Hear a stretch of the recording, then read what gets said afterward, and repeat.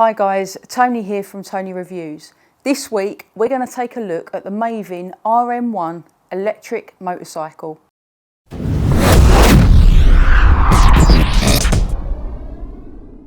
So if you've clicked on this video, then there's a good chance that you're in the market to buy a Maeving RM1 motorcycle. Now, we all hate those videos on YouTube that beat around the bush, and after about 20 minutes they finally get to the crux of the thing and then they give you the answer. And you think, why couldn't you just told me that in the beginning? So I'm not going to do that. I'm not going to beat around the bush. I'm going to tell you straight up now, I would not buy a Maeving RM1. And if you want to know why I wouldn't buy one, I'll take you through the user experience and all the pros and cons that I found on test riding the bike, and then leave you to make your own mind up. Okay, now let's talk about the technical specifications. Now, I'm not going to go into a massive amount of technical detail because all of that sort of stuff, if you're really interested in the bike, you can go and look it all up online. So there's no need for me to sit here and try and remember and reel off all this info. What I will actually say is it's obviously an electric motorcycle and it is powered by a rear wheel automatic hub. So there's no gears on the bike, it's just a single throttle, and it's driven by an automatic rear wheel hub, which is Bosch designed and built. So you can have faith in that build quality of a Bosch hub motor. What I will say in terms of its power is it's a 3 kilowatt, which is a 4 brake horsepower motor, which in terms of the power delivery of what you're going to get from that, will see you doing up to, or Maeving claim up to 45 miles an hour. Now, I didn't get it up to 45 miles an hour because obviously I was driving in London, and in central London, most of that is now 20 mile an hour zones. I did get the bike up to a certain amount of speeds in certain places, and what I will say is in real terms how that translates is it's very lackluster in its power. So in terms of the actual power delivery, when you twist the throttle and you go, there is a delay, it's not automatic, and when you do get up to power, it's a very soft sort of gradual increase. It's not a shooting sharp straight up to, 30 mile an hour or 20 mile an hour, whatever you're doing, it's a gradual increase. In terms of the range and the mileage that you can expect, well, if you buy the standard model with one battery, then they claim that you can get up to 40 miles on one battery, and obviously with 2 batteries they claim 80 miles. Now that is obviously their claim, and I would imagine that that is best case scenario, so that's going with probably a very light rider weight and not carrying any luggage and not doing consistently high speeds, because all of those things will add to the drainage of the battery power. So that is absolute maximum that you can expect, 40 miles on a single battery.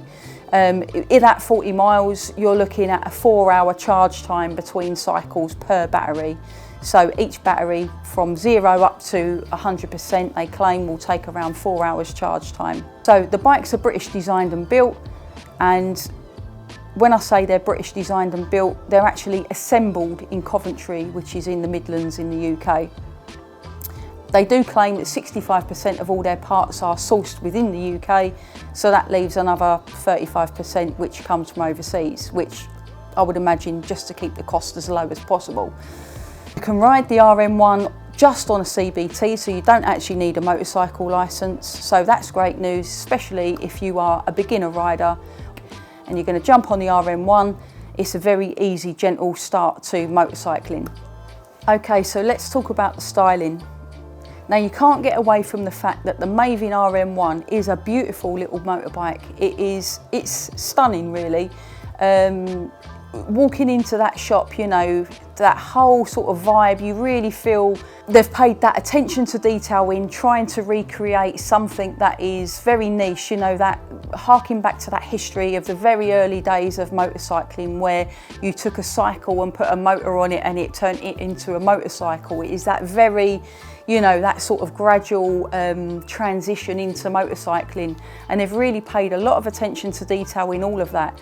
I really like a lot of the actual aesthetics on the bike, the styling, that little single bobber seat, the way that the tank sort of cafe racer sort of comes all the way down and you're sort of leaning over a little bit. But in terms of the actual motorcycle, there's no denying that it has got a very strong identity. You could spot a Maeving from a mile off. It definitely turned heads when I was out on the bike, and yeah, looking at it, it was a beautiful little aesthetically pleasing machine. This bike actually wouldn't look out of place if it popped up next to Chitty Bang Bang in Mary Poppins. It's got that sort of quintessentially Britishness. So I've spoke about the positives, so let's talk about the negatives. And these are the reasons why I wouldn't personally buy a Maeving motorcycle. First up, we get to the practicality. If you are a serious commuter and you are looking for an economic option to get from A to B, from work to home, then this really isn't the bike for you. At £5,000 to £6,000, there are far more economical ways to travel around the city. With the increase with things like the cycle to work schemes, with the pop-up of all of these app-based electric bikes, and obviously with the infrastructure that we have within the inner cities, there are far easier and more economical ways to get around town than a Maeving. The lack in the throttle responsiveness as well as the top-end power would leave you not wanting to hit those main arterial routes coming out of London, out of the inner cities. Some of those roads are absolutely massive. You know, you're doing speeds in excess of 50 to 60 miles an hour. And yeah, you just would not want to be sat on a Maeving with that traffic in those conditions. I would guess that the maximum distance of 40 miles would also be greatly decreased if you were travelling at those higher speeds more consistently. And that's not even taken into consideration if you were to hit the hills and things once you get out of London, because London is in a sort of a dip. So going anywhere outside like Muswell Hill or Highgate Hill and all of those types of places, I think you would struggle a bit more with the distance. Now, the lack of power and noise really strips away that essence of motorcycling, what it is to ride a motorbike. You miss the symbiotic relationship between the rider and the machine, the action of twisting the throttle and feeling the response of the bike. This leaves you feeling vulnerable, but also a little bit uninspired. This bike is more of an electric cycle than it is a motorcycle. Now, one of the things I really didn't get on with was the instrument panel. And a lot of the times I found myself riding around with my indicator blinking, which is another sort of dangerous feature if you're riding a silent bike, you know. And that is mainly because where the indicator LED is located is on the main clock, and it's right where the 20 mile an hour zone is on the speedometer.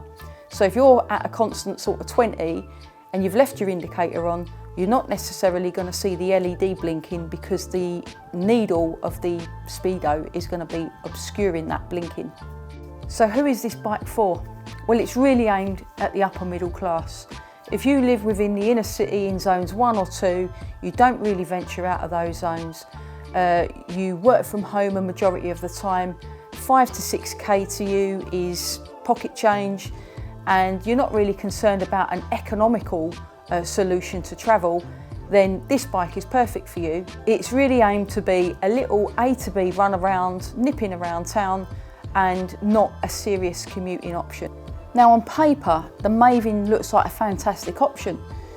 With us all becoming more conscious and aware of the environmental challenges, with your push for electric motorcycles and vehicles to reduce our carbon footprint, with the expansion of things like the ULIS zone in London and you know, the infrastructure for cycle superhighways, there's that definite diversion towards being more conscious. The Maeving looks absolutely fantastic. You know, it ticks all the boxes.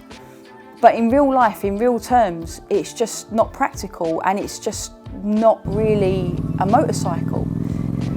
All of those things are taken away, they're stripped away, and what you're left with is a very uninspiring ride. And that's what I mean when I say it's not a motorcycle. It's, as an electric bike, it's an electric bike, and it would be a great little electric bike. I would absolutely love that if I was riding that on the cycle superhighways and not competing with the traffics and the motorbikes. But as a motorbike, as a motorcycle, it just doesn't do it.